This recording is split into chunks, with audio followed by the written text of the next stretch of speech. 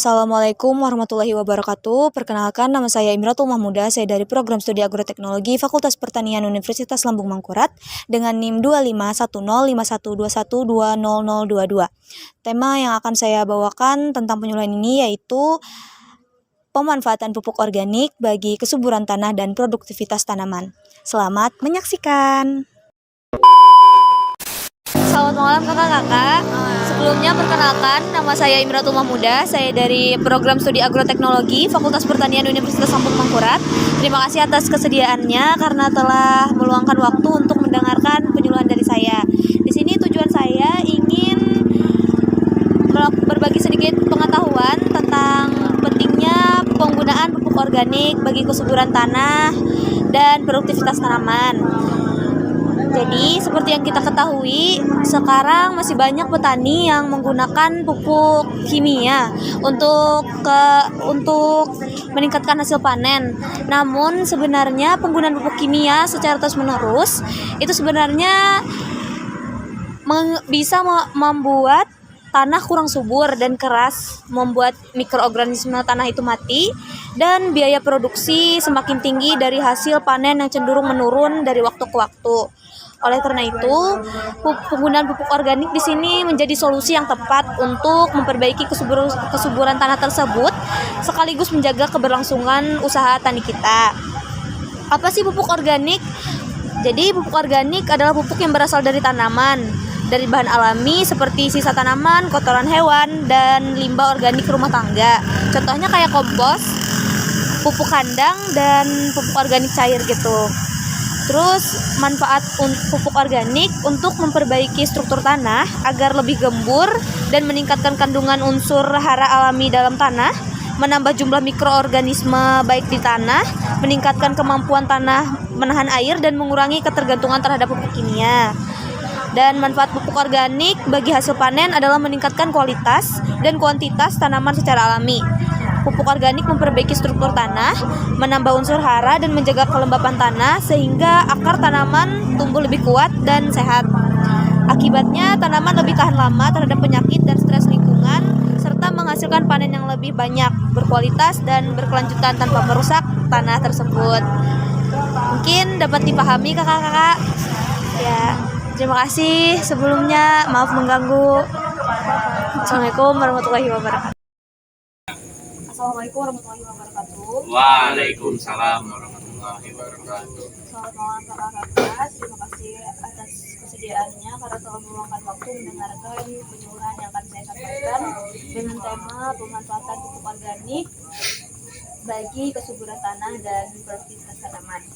Tujuan dari penyuluhan ini adalah untuk berbagi sedikit pengetahuan tentang pentingnya penggunaan pupuk organik dan manfaatnya untuk kualitas tanaman. Baik, seperti yang kita ketahui, masih banyak para petani yang menggunakan pupuk kimia secara terus-menerus dan berlebihan, yang dimana itu bisa merusak mikroorganisme tanah. Penggunaannya sebenarnya digunakan secara cukup dan tidak berlebihan, tidak apa. Namun jika digunakan secara terus-menerus dan itu akan menyebabkan kerusakan pada tanah. Maka dari itu, pupuk organik menjadi solusi yang tepat untuk membuat tanah menjadi subur dan menghidupkan kembali mikroorganisme pada tanah tersebut. Ya, saya ingin bertanya tentang pupuk organik. Jelaskan apa itu pupuk organik, Kak? Baik, pupuk organik adalah pupuk yang terbuat dari bahan alami seperti dari tanaman, kotoran hewan, dan sisa limbah organik rumah tangga. Contohnya seperti kompos, pupuk kandang, dan pupuk cair. Mungkin sekian yang dapat saya sampaikan. Mungkin ada pertanyaan? Seperti yang kita ketahui kan bahwasanya penggunaan pupuk kimia penggunaannya itu kurang baik ketimbang pupuk organik. Mengapa pupuk organik lebih baik digunakan dalam jangka waktu yang berkelanjutan ketimbang pupuk kimia? Karena pupuk organik tidak merusak tanah. dan lebih menjaga ekosistem pertanian. Selain itu juga pupuk organik dapat memperpanjang umur dari tanah dan membuat kualitas tanah tersebut menjadi lebih subur dan mikroorganismenya tetap hidup. Sekian dari saya. Terima kasih atas waktunya. Wassalamualaikum warahmatullahi wabarakatuh. Itulah video penyuluhan dari saya dan selamat menyaksikan video selanjutnya. Assalamualaikum warahmatullahi wabarakatuh. Perkenalkan, nama saya Rizka Aulia. Saya dari Prodi Agroekoteknologi Fakultas Pertanian Universitas Lambung Mangkurat. Jadi di sini selamat malam kakak. Jadi pada kesempatan kali ini saya akan membahas topik yang sangat penting, yaitu pemanfaatan limbah pertanian untuk meningkatkan produktivitas dan kelestarian lingkungan. Tujuan penyuluhan hari ini adalah agar kita semua memahami bagaimana limbah pertanian itu yang sering dianggap tidak berguna ternyata bisa menjadi sumber pupuk organik dan pakan ternak yang bernilai tinggi. Kakak-kakak, setiap musim panen itu kan kita sering melihat banyak hasil jerami, kulit jagung, batang padi, dan limbah lainnya yang dibakar begitu saja di lahan. Padahal, pembakaran limbah bisa menyebabkan polusi udara dan mengurangi kesuburan tanah. Sebenarnya limbah-limbah ini dapat kita olah menjadi pupuk kompos, pupuk cair organik, bahkan bahan bakar ramah lingkungan. Misalnya jerami padi bisa difermentasi menjadi kompos atau pakan ternak sapi, sedangkan kulit kopi atau kakao dapat diolah menjadi pupuk cair organik yang sangat baik untuk meningkatkan unsur hara tanah. Jadi untuk langkah-langkah sederhana membuat pupuk kompos dari limbah pertanian itu yang pertama kita bisa kumpulkan limbah-limbah pertanian seperti jerami, batang jagung atau daun-daunan, lalu cacah hingga kecil agar mudah terurai. Selanjutnya campurkan dengan kotoran ternak dan sedikit air, lalu tutup rapat dan diamkan selama 3-4 minggu, lalu diaduk setiap beberapa hari. Setelah matang, pupuk kompos ini bisa langsung digunakan di lahan sayur, padi, maupun tanaman hortikultura. Selain pupuk, limbah pertanian juga bisa menjadi sumber ekonomi baru. Contohnya, beberapa kelompok tani di Kalimantan Tengah sudah mulai memproduksi briket biomasa dari serbuk gergaji dan sekam padi untuk dijual sebagai bahan bakar alternatif. Hal ini tidak hanya membantu mengurangi limbah, tetapi juga menambah pendapatan keluarga petani. Boleh bertanya, dari penyuluhan tadi, apa manfaat pengolahan limbah bagi petani? Baik Kak, jadi manfaat pengolahan limbah bagi petani itu bisa menghemat biaya produksi, menambah penghasilan, dan menjaga lingkungan. Kakak-kakak, dari penyuluhan hari ini kita belajar bahwa limbah pertanian bukanlah sampah, melainkan sumber daya berharga jika dikelola dengan benar. Dengan mengolah limbah menjadi pupuk, pakan, atau bahan bakar, kita bisa menjaga lingkungan, menghemat biaya, dan meningkatkan kesejahteraan. Mari kita ubah cara pandang kita terhadap limbah, karena dari lahan yang subur dan bersih akan tumbuh kesejahteraan bagi kita. Terima kasih atas perhatian kakak-kakak. Wassalamualaikum warahmatullahi wabarakatuh. Assalamualaikum warahmatullahi wabarakatuh. Selamat malam kakak-kakak. Perkenalkan, saya Rizka Aulia dari Prodi Agroekoteknologi Fakultas Pertanian Universitas Lambung Mangkurat. Pada kesempatan kali ini, saya akan membahas topik yang sangat penting, yaitu pemanfaatan limbah pertanian untuk meningkatkan produktivitas dan kelestarian lingkungan. Tujuan penyuluhan hari ini adalah agar kita semua memahami bagaimana limbah pertanian yang sering dianggap tidak berguna ternyata bisa menjadi sumber pupuk organik dan pakan ternak yang bernilai tinggi. Kakak-kakak, setiap musim panen kita sering melihat banyak sisa jerami, kulit jagung, batang padi, limbah lainnya yang dibakar begitu saja di lahan. Padahal, pembakaran limbah bisa menyebabkan polusi udara dan mengurangi kesuburan tanah. Sebenarnya limbah-limbah ini dapat kita olah menjadi pupuk kompos, pupuk cair organik, bahkan bahan bakar ramah lingkungan. Di Kalimantan Tengah sudah mulai memproduksi briket biomasa dari serbuk gergaji dan sekam padi untuk dijual sebagai bahan bakar alternatif. Hal ini tidak hanya membantu mengurangi limbah, tetapi juga menambah pendapatan keluarga petani.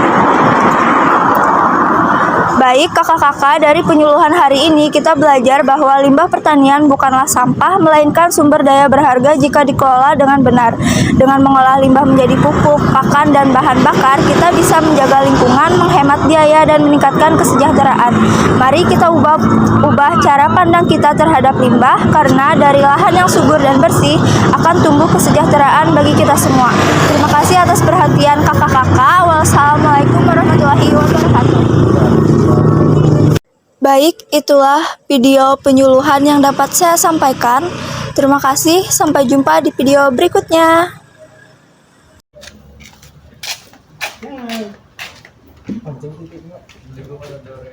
Waalaikumsalam warahmatullahi wabarakatuh. Jadi di sini saya ingin menyampaikan tentang penyuluhan tentang membiarkan vegetasi pada tumbuhan. Membiarkan vegetasi adalah cara reproduksi tumbuhan tanpa melalui proses perkawinan, yaitu tidak melibatkan sel kelamin. Terus tumbuhan baru terbentuk dari bagian tubuhnya seperti akar, batang, dan daun. Ciri utamanya yaitu hanya satu induk, tidak terjadi peleburan gamet, dan anak memiliki sifat sama dengan baik. Yang kedua, vegetatif terbagi menjadi dua, yaitu vegetatif alami dan buatan. Yang alami adalah secara alami tanpa bantuan manusia ataupun hewan dan lain-lain. Contohnya yaitu tumbuhan kayak tunas itu seperti pisang dan bambu, umbi batang, kentang, umbi lapis, bawang merah, dan ada akar tinggal atau kempang, contohnya jajanan, lengkuas, kunyit, dan lainnya. Ada contoh dari gerahia atau stolon, yaitu stroberi atau rumput teki. Dua, vegetatif buatan. Vegetatif buatan itu dengan cara bantuan manusia seperti cangkok, stek, populasi, dan sambung pucuk atau menempel. Contoh cangkok yaitu mangga, jambu. Contoh stek, singkong dan mawar. Contoh populasi, jeruk dan apel. Contoh menempel atau sambung pucuk yaitu durian atau rambutan. Untuk keuntungan dari vegetatif yaitu cepat keturunan sama dengan induknya, cepat menghasilkan turunan, dan tidak bergantung pada penyerbukan. Kerugiannya yaitu tidak muncul varietas genetik, terus rentan terhadap penyakit yang sama, atau jumlah keturunan yang terbatas. Yang kedua yaitu kesimpulan kali ini yaitu perkembangan vegetatif penting dalam pertanian dan hortikultura, dapat dilakukan secara alami maupun buatan, membantu mempertahankan sifat tumbuh tanaman. Ini perlu keseimbangan dengan cara genetik, ada variasi genetik. Yang kedua yaitu jika akibat dari satu suksesan yang berkembang biak secara vegetatif dan vegetatif biasa akan tetap hidup. Ada yang bertanya? Saya punya pertanyaan, Pak. Ya. Terkait perkembangbiakan itu kan ada dua ya, saya dengar, tapi yang dijelaskan di sini ada cuma vegetatif. Apa sih perbedaan perkembangbiakan vegetatif dan generatif pada tumbuhan itu sendiri? Nah, perkembangan biakan vegetatif dan generatif itu sangat berbeda ya. Karena vegetatif itu ada yang bagi dua, secara alami dan buatan, dan juga generatif itu secara seksual melalui pertumbuhan sel kelamin jantan dan betina. Karena generatif ini melalui sel jantan dan betina akan menghasilkan turunan dengan sebuah tumbuhan dari ibunya. Secara vegetatif aseksual tanpa melibatkan sel kelamin, sehingga menghasilkan turunan sifatnya identik dengan satu induknya.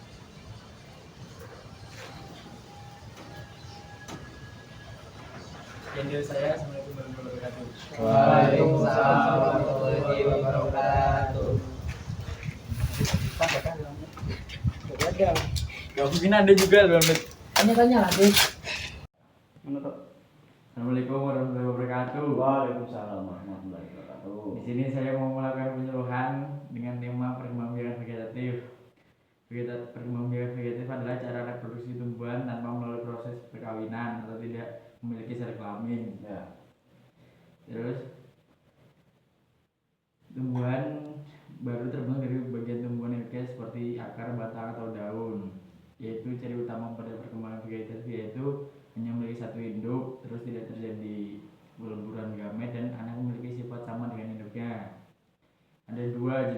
perkembangbiakan vegetatif yaitu alami dan buatan.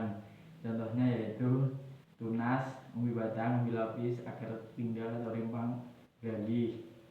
2. Vegetatif buatan yaitu cangkok, stek, okulasi, dan sambung kutu atau menempel.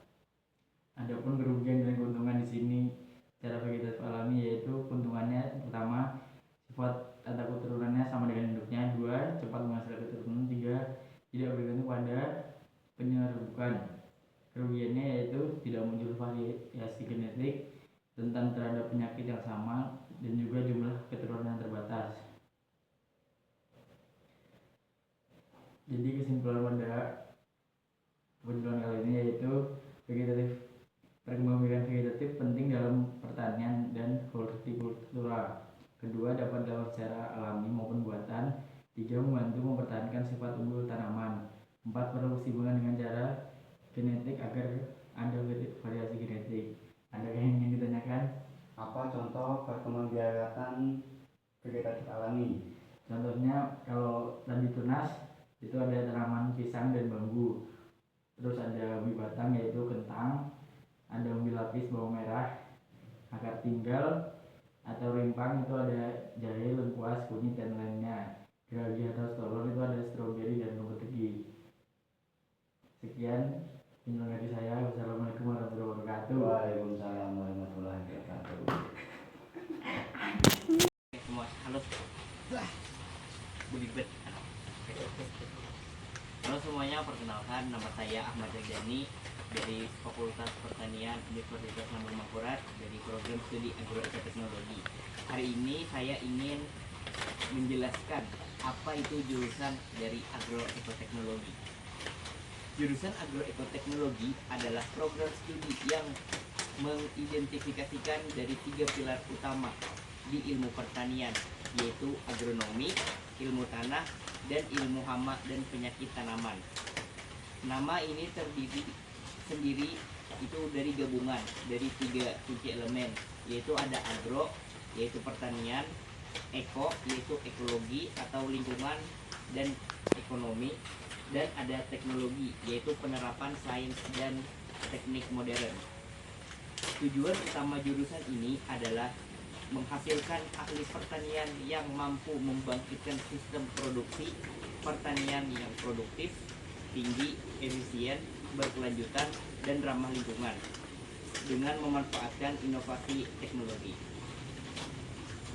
Penjelasan di agroekoteknologi bersifat holistik, mencakup seluruh siklus produktif pertanian dan penyiapan lahan hingga pasca panen. Terus tadi kan ada gabungan dari 3 ilmu pertanian. Nah, ini penjelasannya. Yaitu yang pertama ada produksi dan budidaya tanaman, yaitu dari agronomi. Fokus pada bagaimana menanam tanaman dengan hasil terbaik. Materi yang dipelajari meliputi pemuliaan tanaman dan genetik, ilmu untuk merakit varietas unggul yang tahan hama, penyakit, dan adaptasi terhadap perubahan iklim, teknologi benih, cara memproduksi, menguji, dan mengelola benih menjadi berkualitas, dan ada fisiologi tanaman, mempelajari proses kehidupan tanaman seperti fotosintesis, pengetahuan mendalam tentang budidaya tanaman, padi, jagung, hortikultura, sayur, buah, bunga, dan perkebunan.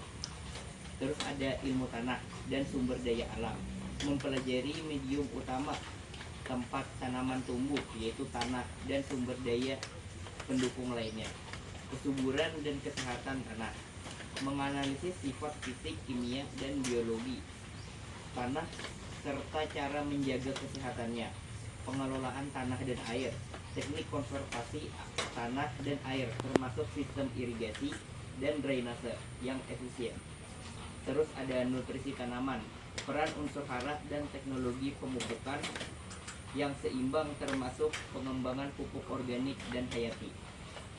Terus yang ketiga ada proteksi dan kesehatan tanaman, yaitu ilmu yang fokus pada perlindungan tanaman dari gangguan seperti entomologi dan fitopatologi, menganalisis jenis-jenis hama, penyakit, dan gulma serta dampaknya pada tanaman, pengendalian hama terpadu PHT, fisiologi pengendalian yang mengutamakan pendekatan ekologis menggunakan predator alami, varietas tahan, dan teknik budidaya sehat, serta penggunaan pestisida sebagai pilihan terakhir.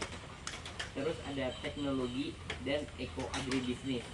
Materi ini mengidentifikasikan aspek modernisasi dan berkelanjutan, seperti mekanisme pertanian, menggunakan alat dan mesin pertanian modern untuk meningkatkan efisiensi kerja, smart farming, yaitu pertanian cerdas, penerapan teknologi digital dengan sensor Internet of Things, drone dan big data dengan pengambilan keputusan pertanian yang presisi. Terus ada agroekologi, perencanaan sistem pertanian yang seimbang dengan ekosistem meminimalkan dampak negatif terhadap lingkungan. Terus ada agribisnis, yaitu dasar-dasar manajemen ekonomi pertanian dan pemasaran hasil pertanian. Terus ada prospek kerja lulusannya di agroekoteknologi itu apa? Yaitu lulusan agroekoteknologi memiliki kesempatan berkarir yang luas di berbagai sektor karena memiliki kompetensi yang dibutuhkan untuk mewujudkan pertanian masa depan. Jika di sektor swasta, maka bisa bekerja di perusahaan perkebunan, bekerja sebagai field manager, agronomis, atau staf litbang, penelitian dan pengembangan di perkebunan besar, kelapa sawit seperti kelapa sawit, karet, dan kopi, kakao, dan lain-lain. Terus ada industri sarana produksi, bekerja di perusahaan produsen benih, pupuk, pestisida, dan industri pengolahan hasil pertanian. Bisa juga bekerja di konsultan pertanian, memberikan jasa konsultasi teknik, dan perusahaan swasta atau kelompok petani. Terus kalau di pemerintahan, di mana tempatnya? Yaitu bisa di pegawai negeri sipil atau PNS, bekerja di Kementerian Pertanian, Dinas Pertanian, Badan Karantina atau Badan Ketahanan Pangan. Di peneliti juga bisa berkontribusi di lembaga penelitian seperti Badan Riset dan Inovasi Badan Nasional BRIN dalam pengembangan varietas baru atau teknologi budidaya. Terus akademisi bisa saja melanjutkan studi ke jenjang S2 atau S3, bahkan menjadi dosen. Bisa juga kerja di kewirausahaan, pelaku bisnis pertanian, membangun usaha di bidang budidaya komoditas premium, hortikultura, organik, penyedia sarana produksi pertanian, dan penyedia jasa smart farming. Kesimpulan, agroekoteknologi bukan hanya tentang bertani, ini adalah ilmu tentang rekayasa sistem kehidupan untuk menghasilkan pangan secara optimal. Jurusan ini sangat relevan di era modern karena fokus pada solusi ketahanan pangan global, krisis iklim, dan tuntutan konsumen akan produk pertanian yang sehat dan ramah lingkungan. Lulusan dituntut memiliki kemampuan analitik, problem solving, dan inovasi untuk membawa pertanian Indonesia ke arah yang lebih modern dan berkelanjutan. Itu presentasi dari saya. Apakah ada pertanyaan? Baik, sebelumnya mohon izin. Di sini saya ingin bertanya mengenai selain sebagai wirausaha, agribisnis atau konsultan, sebutkan 2 jenis perusahaan atau lembaga swasta tempat lulusan agroekoteknologi dapat bekerja. Oke.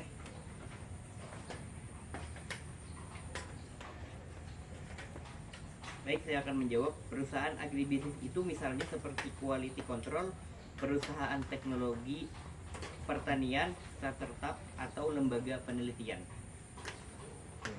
Mungkin dari saya pertanyaan itu tentang mata kuliah agroklimatologi. Itu mempelajari tentang hal apa dan sangat penting dalam penentuan apa di bidang itu di lapangan. Oke, baik. Untuk mata kuliah dari agroklimatologi itu mempelajari pengaruh iklim dan cuaca terhadap pertanian, penting dalam penentuan waktu tanam dan panen yang optimal. Jadi itu lebih ke arah mempelajari tentang iklim-iklim yang akan terjadi pada saat kita melakukan penanaman. Oke, itu saja presentasi dari saya tentang jurusan agroekoteknologi. Mohon maaf jika ada salah kata, salah hilaf, mohon maaf. Wabillahi taufiq wal hidayah. Wassalamualaikum warahmatullahi wabarakatuh.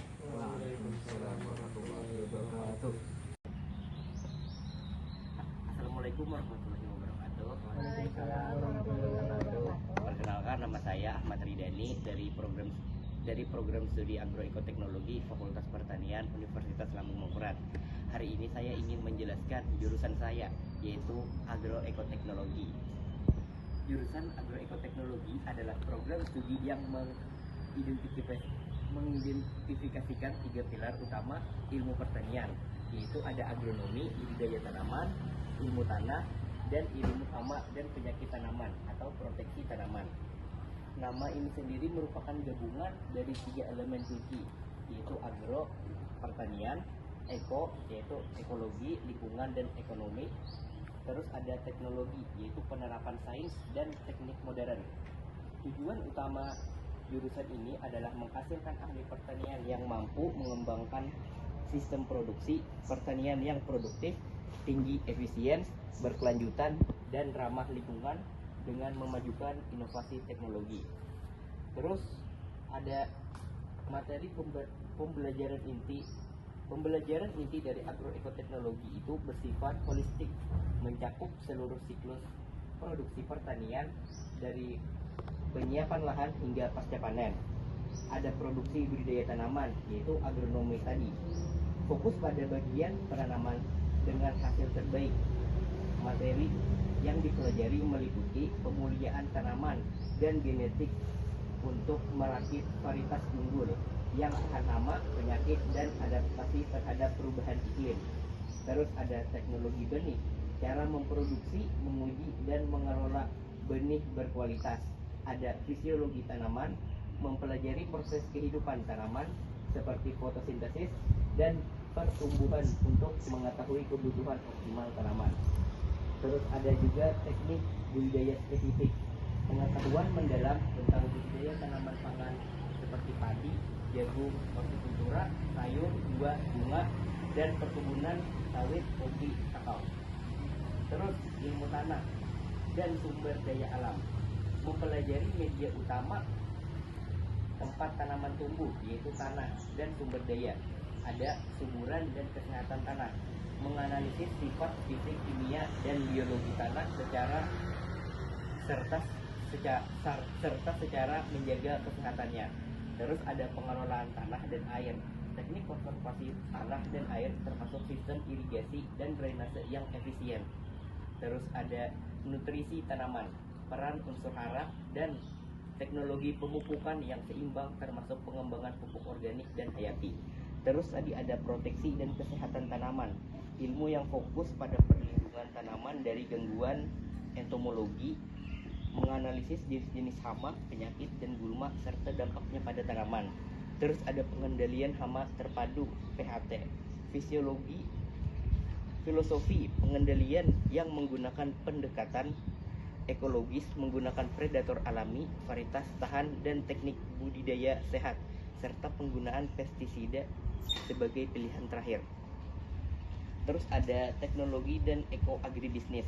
Materi ini mengidentifikasikan aspek modernisasi dan keberlanjutan seperti mekanisme pertanian, smart farming atau pertanian cerdas, agroekologi, dan agribisnis.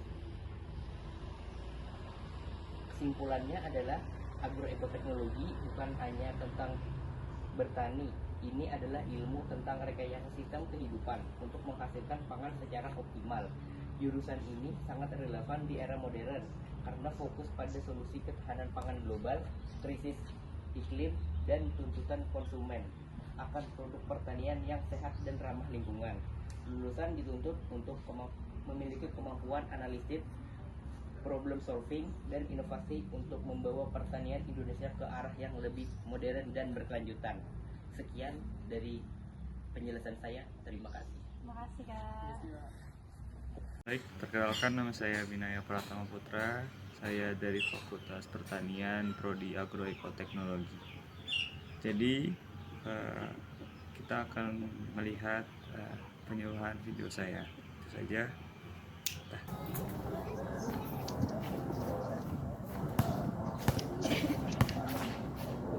Assalamualaikum mas-mas kalian. Waalaikumsalam. Permisi mas, saya ingin tanya-tanya tentang seputar pertanian berkelanjutan, penyuluhan gitu ya. Jadi bisa minta waktunya sebentar ya. Ya, baik, Pak. Ya. Selamat sore, terima kasih sudah hadir pada kesempatan ini. Saya menyampaikan materi singkat tentang menyampaikan mengenai pertanian berkelanjutan, yaitu cara bertani yang menguntungkan saat ini tanpa merusak sumber daya alam untuk masa depan. Jadi, apa sih itu pertanian berkelanjutan? Pertanian berkelanjutan adalah sistem pertanian yang menjaga keseimbangan, kelestarian lingkungan dan kesejahteraan petani. Artinya, kita tetap bisa panen baik, tetapi tanah, air, lingkungan, dan kesehatan petani tetap terjaga sehingga bisa dimanfaatkan untuk jangka panjang. Jadi, keduanya yaitu mengapa perlu pertanian berkelanjutan. Saat ini banyak lahan pertanian yang menurun kesuburannya akibat pupuk kimia yang berlebihan seperti pestisida yang sering digunakan dan limbah pertanian dibakar. Hal ini membuat biaya meningkat, hasil tidak stabil, dan lingkungan rusak. Pertanian berkelanjutan menjadi solusi agar pertanian tetap produktif tanpa merusak alam. Prinsip dan praktik implementasi di lapangan. Beberapa cara yang dapat dilakukan yaitu pemupukan organik dan kimia berimbang untuk menjaga tanah tetap subur. Pengendalian hama terpadu agar penggunaan pestisida lebih hemat. Rotasi dan tumpang sari tanaman untuk mengurangi hama serta menjaga struktur tanah. Pengelolaan air hemat seperti irigasi, tetes, dan mulsa mengurangi penguapan. Pemanfaatan limbah pertanian menjadi kompos tidak dibakar. Pemilihan varietas unggul yang tahan hama dan sesuai lahan. Mungkin itu saja yang bisa saya sampaikan. Teman-teman sekalian ada pertanyaan nggak seputar pertanian berkelanjutan? Maaf Bapak, sebelumnya izin bertanya. Ya. Bisakah Bapak sebutkan salah satu contoh penerapan pertanian berkelanjutan? Baik, terima kasih atas pertanyaannya ya. Jadi, misalnya penggunaan pupuk organik dan pupuk kimia secara berimbang itu termasuk pertanian berkelanjutan ya, karena menjaga lingkungan pertanian itu tersebut. Ya. Paham. Apa ada pertanyaan lagi? Mau nanya, Pak? Ya, silakan Pak. Jadi terima kasih atas kesempatannya Pak. Siap. Pertanyaan saya, apa tujuan pengendalian hama terpadu atau PHT Pak? Baik. Pertanyaan bagus ya itu ya. Jadi pengendalian hama terpadu itu untuk mengendalikan hama dengan cara aman dan mengurangi ketergantungan pada pestisida kimia. Biasanya pertanian itu kan menggunakan pestisida yang secara berlebihan ya, itu nggak baik soalnya. Ya, berdampak tidak baik untuk pertanian berkelanjutan. Jadi kita bisa mengurangi pestisida kimia tersebut. Baik, itu saja. Apakah ada pertanyaan? Ya, cukup Pak. Sudah. Terima kasih untuk waktunya ya teman-teman. Saya akhiri. Mohon maaf kalau ada salah kata. Wassalamualaikum warahmatullahi wabarakatuh. Waalaikumsalam warahmatullahi wabarakatuh. Mungkin itu saja dari video saya. Semoga video-video saya ini bisa bermanfaat bagi petani-petani muda yang seusia dengan saya. Saya tutup video ini. Wassalamualaikum warahmatullahi wabarakatuh. Assalamualaikum warahmatullahi wabarakatuh. Selamat malam teman-teman semua. Hari ini saya akan membahas topik penting sekali, yaitu pengolahan tanah dan air. Dua hal yang menjadi dasar dari keberhasilan pertanian kita. Sebelum mulai, Mari kita saling kenalan dulu ya. Mulai dari ini. Perkenalkan nama saya Rafa Diana. Perkenalkan nama saya Chris. Perkenalkan nama saya Muhammad Rizky. Perkenalkan nama saya Muhammad Nasir. Perkenalkan nama saya Igi. Oke, kita lanjut ke materi ya. Teman-teman, apa akibat kalau tanah tidak dikelola dengan baik? Kira-kira apa? Nah, ada beberapa unsur. Jadi jika tanah tidak dikelola dengan baik, tanah akan menjadi keras. Tanah bisa menjadi padat, tandus dan unsur haranya berkurang. Akibatnya tanaman jadi tidak tumbuh optimal. Begitu juga dengan air. Kalau tidak dijaga, bisa cepat habis atau tercemar. Padahal tanpa air yang cukup dan bersih, tanaman tidak bisa hidup. Nah, kita masuk ke materi inti, yaitu pengelolaan tanah. Ada beberapa hal yang bisa kita lakukan untuk menjaga kesuburan tanah. Yang pertama, gunakan pupuk organik seperti kompos, pupuk kandang, atau pupuk hijau. Lakukan rotasi tanaman agar tanah tidak cepat habis unsur haranya. Yang ketiga, terapkan konservasi tanah, misalnya dengan membuat terasering di lahan miring. Kebetulan tangan saya tuh miring dan kebetulan juga sering hujan. Jadi tanahnya tuh kebawa air, itu gimana ya mencegahnya? Nah, untuk kasus ini tuh sering terjadi. Solusinya, buat tanah sering atau guludan mengikuti kontur. Tanam rumput vetiver atau tanaman penutup tanah di pinggir jalan. Dengan begitu, air tidak langsung menghantam tanah dan erosi bisa dicegah.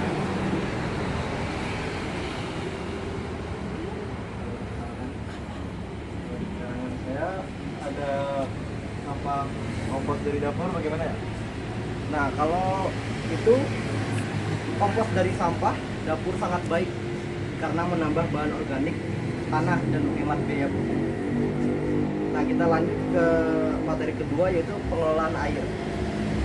Sekarang kita membahas tentang air. Air harus digunakan dengan efisien, jangan berlebihan, tapi juga jangan kekurangan. Yang pertama, gunakan irigasi tetes atau drip irrigation. Bisa dibuat dari botol bekas, sederhana tapi efektif. Yang kedua, buat embung kecil atau sumur resapan untuk menampung air hujan. Yang ketiga, gunakan mulsa plastik atau jerami agar tanah tetap lembab. Ada yang mau ditanyakan? Dari teman-teman?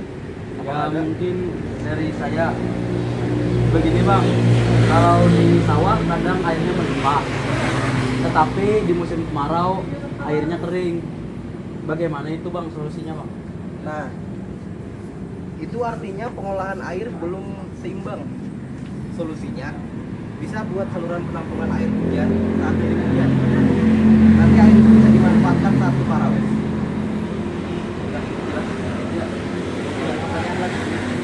Kalau dari saya bang, kalau saya memakai mulsa jerami, apakah itu bisa menghemat air bang atau tidak? Nah, betul sekali. Mulsa jerami bisa menjaga kelembapan tanah dan mencegah penguapan berlebih. Jadi tanah tetap lembab walaupun matahari terik. Paham? Nah, jadi kesimpulan yang bisa kita ambil adalah pengelolaan tanah yang baik membuat tanah tetap subur, tidak mudah rusak, dan tanaman tumbuh optimal. Pengelolaan air yang tepat membuat kita hemat air, mencegah kekeringan, dan menjaga produktivitas. Kalau dua hal ini kita jaga, pertanian kita akan berkelanjutan, hasil panen meningkat, dan lingkungan tetap sehat. Jadi itu saja penyuluhan dari saya. Semoga bermanfaat bagi teman-teman. Kalau ada salah kata, mohon dimaafkan. Terima kasih atas perhatian teman-teman sekalian. Wassalamualaikum warahmatullahi wabarakatuh. Waalaikumsalam warahmatullahi wabarakatuh.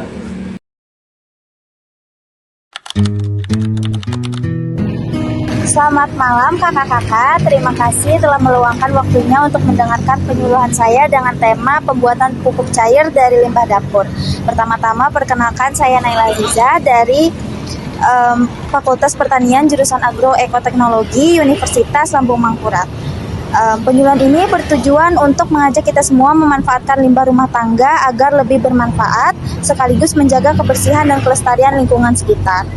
Setiap hari kita menghasilkan limbah dapur seperti sisa sayuran, lalu kulit buah dan air cucian beras. Biasanya limbah ini langsung dibuang ke tempat sampah dan akhirnya menumpuk di TPA, menyebabkan bau tidak sedap dan pencemaran lingkungan. Padahal bahan-bahan tersebut mengandung unsur hara penting seperti nitrogen, fosfor, dan kalium yang sangat dibutuhkan oleh tanaman.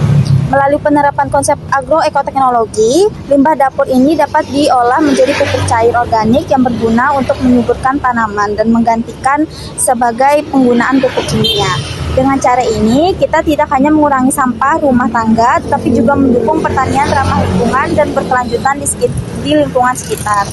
Nah, tujuan dari penyuluhan ini adalah untuk memberikan pengetahuan tentang pengolahan limbah dapur menjadi pupuk organik, lalu mengajarkan langkah-langkah praktis pembuatan pupuk cair organik, dan meningkatkan kesadaran masyarakat dalam penerapan pertanian ramah lingkungan. Manfaat pupuk cair dari limbah dapur, pertama bisa menyuburkan tanah dan memperbaiki strukturnya, lalu mempercepat pertumbuhan tanaman sayur, bunga, dan buah, mengurangi penggunaan pupuk kimia, mengurangi volume limbah rumah tangga, dan menciptakan lingkungan yang lebih bersih dan sehat. Cara pembuatan pupuk cair dari limbah dapur, pertama, kumpulkan limbah dapur organik seperti sisa sayuran, kulit buah, dan air cucian beras. Potong kecil-kecil limbah tersebut agar mudah terurai. Lalu, masukkan potongan limbah ke dalam wadah tertutup, ember atau jerigen. Tambahkan air cucian beras dan larutan gula merah. Perbandingannya, pertama 1 bagian limbah dapur, lalu 1 bagian air cucian beras, lalu 1/2 bagian larutan gula merah. Aduk rata lalu tutup rapat wadahnya. Lalu fermentasikan selama 10-14 hari. Aduk setiap 2-3 hari agar proses berjalan merata. Setelah 2 minggu, saring cairannya dan simpan dalam botol. Dan yang terakhir, pupuk cair siap digunakan. Nah, cara penggunaan pupuk cairnya, pertama, campurkan 1 tutup botol pupuk cair ke dalam 1 liter air bersih, lalu siramkan ke tanaman seminggu sekali. Dapat digunakan untuk tanaman sayuran, buah, bunga, maupun tanaman hias. Lalu dampak positif bagi lingkungan, dapat mengurangi sampah organik yang menumpuk di TPA, lalu mengurangi bau dan pencemaran air tanah, lalu menumbuhkan kesadaran masyarakat untuk melakukan daur ulang, dan yang terakhir mendukung gerakan zero waste dan pertanian berkelanjutan. Sekian penyuluhan dari saya. Terima kasih atas perhatian kakak-kakaknya. Selamat malam Bapak-Bapak, terima kasih telah meluangkan waktunya untuk mendengarkan penyuluhan saya dengan tema pembuatan pupuk cair dari limbah dapur. Pertama-tama, perkenalkan saya Naila Aziza dari Fakultas Pertanian Jurusan Agroekoteknologi Universitas Lambung Mangkurat. Penyuluhan ini bertujuan untuk mengajak kita semua memanfaatkan limbah rumah tangga agar lebih bermanfaat, sekaligus menjaga kebersihan dan kelestarian lingkungan sekitar. Setiap hari kita menghasilkan limbah dapur seperti sisa sayuran, kulit buah, dan air cucian beras. Biasanya limbah ini langsung dibuang ke tempat sampah dan akhirnya menumpuk di TPA, menyebabkan bau tidak sedap dan pencemaran lingkungan. Padahal bahan-bahan tersebut mengandung unsur hara penting seperti nitrogen, fosfor, dan kalium yang sangat dibutuhkan tanaman. Melalui penerapan konsep agroekoteknologi, limbah dapur ini dapat diolah menjadi pupuk cair organik yang berguna untuk menyuburkan tanaman dan mengganti sebagai pengguna pupuk kimia. Dengan cara ini, kita tidak hanya mengurangi sampah rumah tangga, tetapi juga mendukung pertanian ramah lingkungan dan berkelanjutan di lingkungan sekitar.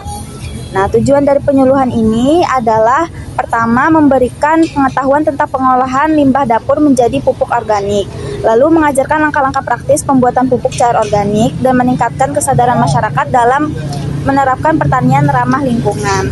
Manfaat pupuk cair dari limbah dapur, pertama, menyuburkan tanah dan memperbaiki strukturnya. Lalu mempercepat pertumbuhan tanaman sayur, bunga, dan buah. Lalu mengurangi penggunaan pupuk kimia, mengurangi volume rumah tangga dan menciptakan lingkungan yang lebih bersih dan sehat. Cara pembuatan pupuk cair dari limbah dapur: pertama, kumpulkan limbah dapur organik seperti sisa sayuran, kulit buah, dan air cucian beras. Lalu potong kecil-kecil limbah tersebut agar mudah terurai. Lalu masukkan potongan limbah ke dalam wadah tertutup, ember atau jerigen. Tambahkan air cucian beras dan larutan gula merah. Perbandingan bahan: pertama 1 bagian limbah dapur, lalu 1 bagian air cucian beras, dan 1/2 bagian larutan gula merah. Lalu aduk rata, lalu tutup rapat wadahnya. Fermentasikan selama 10-14 hari. Aduk setiap 2-3 hari agar proses berjalan merata. Setelah 2 minggu, saring cairannya dan simpan dalam botol. Lalu pupuk cair siap digunakan. Cara penggunaan pupuk cair: pertama, campurkan 1 tutup botol pupuk cair ke dalam 1 liter air bersih, lalu siramkan ke tanaman seminggu sekali dan dapat digunakan untuk tanaman sayur, buah, bunga, maupun tanaman hias. Dampak positif bagi lingkungannya: pertama, mengurangi sampah organik yang menumpuk di TPA, lalu mengurangi bau dan pencemaran air tanah, menumbuhkan kesadaran masyarakat untuk melakukan daur ulang, dan mendukung gerakan zero waste dan pertanian berkelanjutan. Sekian penyuluhan dari saya. Terima kasih atas perhatiannya dan waktunya. Mungkin ada yang ingin ditanyakan, silahkan. Apa tujuan utama penyuluhan ini hubungannya dengan jurusan kalian? Tujuan utamanya: pertama, mengubah limbah dapur menjadi pupuk cair untuk menjaga kebersihan lingkungan. Hubungannya dengan agroekoteknologi: menerapkan prinsip ekologis yaitu daur ulang dan pengurangan kimia untuk pertanian berkelanjutan.